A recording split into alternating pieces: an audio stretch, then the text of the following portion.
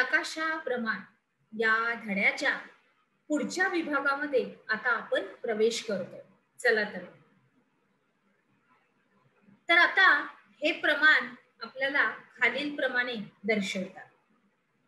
1/60 ला या प्रमाणामध्ये परिमाणदर्शक हा शब्द लिहिला जात नाही आणि गुणोत्तराच्या डाव्या बाजूच्या अंकासाठी जे एकक आपण विचारात घेतो तेच एकक उजव्याकडच्या अंकासाठी हे वापरायचं असतं. बरोबर. त्याच्यानंतर आपण बघतोय तिसरं, ते आहे रेषा प्रमाण. तर आता रेषा प्रमाण आलं म्हणजे आपल्या डोळ्यासमोर आली आपली पट्टी. बरोबर आहे, आपली फुटपट्टी. तर प्रमाणपट्टीच्या या सहाय्यानं नकाशावर रेषा प्रमाण हे दर्शवलं जातं. मग नकाशावरील कोणत्याही दोन ठिकाणामधलं प्रत्यक्ष अंतर हे रेषा प्रमाणाच्या सहाय्यानं हे मोजता येतं. उदाहरणार्थ बघितलं तर किमी आपल्याला ही पट्टी दिली बघा, 10, 5, 0, 10, 20, 30, 40, 50. तर किमी मोजपट्टी उपलब्ध नसेल तर तेथे कर्कटक किंवा साधी गवताची काडी किंवा वक्र रेषेसाठी धाग्याचा वापर करूनही आपल्याला ठिकाणांमधील नकाशावरील अंतर हे प्रत्यक्षपणे मोजता येतं. मग पुढील कृतीवरून हे तुमच्या पटकन लक्षात येईल. बघा, रेषा प्रमाणाचं महत्व हा आपला मुद्दा आहे. तर अनेक वेळा मूळ नकाशा हा लहान किंवा मोठा करावा लागतो. बरोबर आहे. मग त्यावेळी नकाशा प्रमाण हे बदलतं आणि नकाशा लहान किंवा मोठा करण्याच्या ह्या अनेक पद्धती आहेत आणि त्यामध्येच एक मूळ नकाशाचं हे छायाचित्र काढून नकाशा जर लहान किंवा मोठे हे केले जाऊ शकतात. आलं लक्षात इथपर्यंत? चला पुढे जाऊया.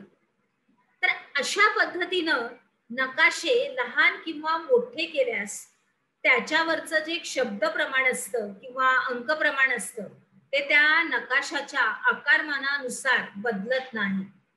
तर याच्या उलट नकाशावर जर रेषा प्रमाण काढलेलं असेल तर नकाशाच्या आकारमानानुसार रेषा प्रमाणही बदलतं. आलं लक्षात?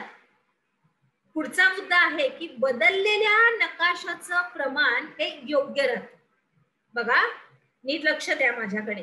बदललेल्या नकाशाचे हे प्रमाण योग्य राहतं आणि अंक प्रमाण आणि शब्द प्रमाण यांचं आकारमान जे आहे ते नव्या नकाशामध्ये बदलतं. तरी सुद्धा त्यांचं मूल्य मात्र बदलत नाही. म्हणूनच नकाशा संग्रह, भिंतीवरील नकाशा यामध्ये रेषा प्रमाण हे काढलं जातं. काय काढलं जातं? परत बोला, रेषा प्रमाण. बरोबर. करून पहा या सदरामध्ये आकृती क्रमांक 9.6 मध्ये एका विद्यापीठाच्या परिसरामधलं काही ठिकाणं दिलेली आहेत. पुतळा ते प्रवेशद्वार यातील अंतर आहे 0.5 किमी.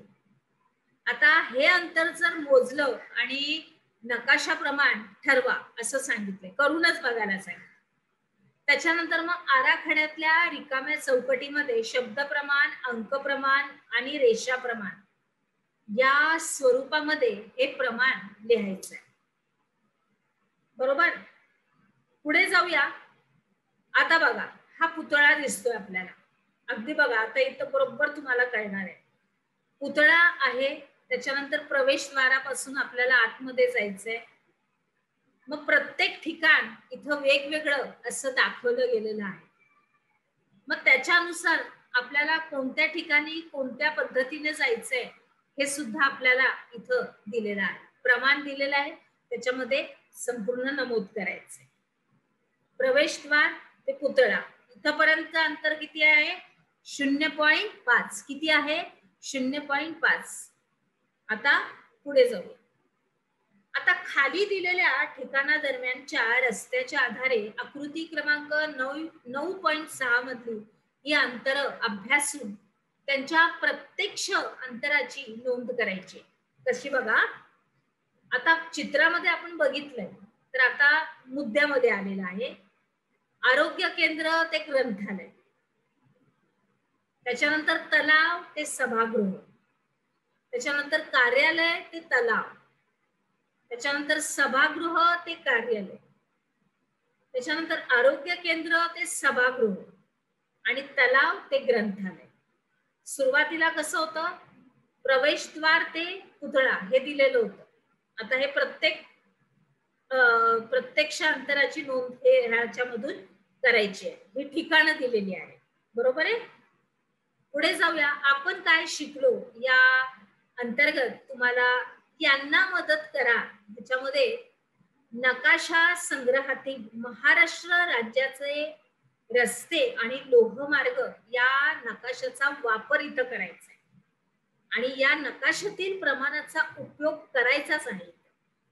आणि मग अजयला कौटुंबिक सहलीचं आयोजन करायचंय. तर मग त्याला कसा प्रवास करायचा आहे बघा.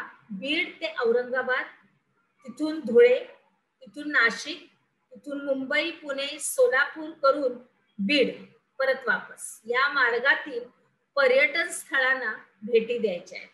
आणि गाडीला दर किमीला 12 रुपये प्रवास भाडं आहे.